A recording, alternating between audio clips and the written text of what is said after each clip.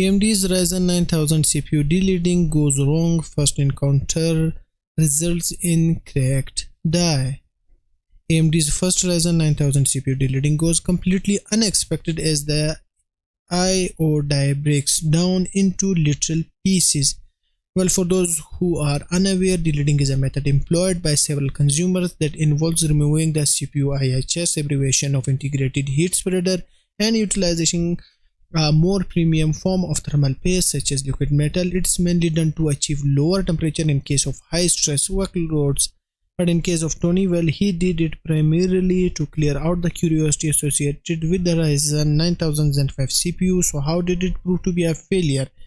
In a post shared by Tony Yu on the Chinese social media platform Bilibili, he claimed that the world's first Zen 5 delidded CPU failed to open up inadequately, due to which the onboard I/O die was cracked, ultimately making the whole process a failure.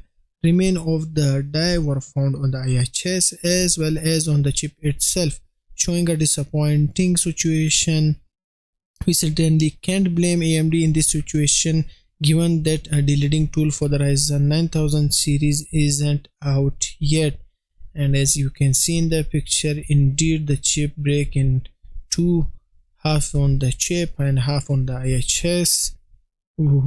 Brutally. Well, the first delidding encounter with the new Ryzen 9000 Zen 5 CPU didn't turn out as expected, but it's early on, and it's important to note that the delidding process in general is quite a risky one, given that you need to have an expert supervision and the necessary tool required to complete the process successfully. And in this case, Tony decided to avoid the second precaution.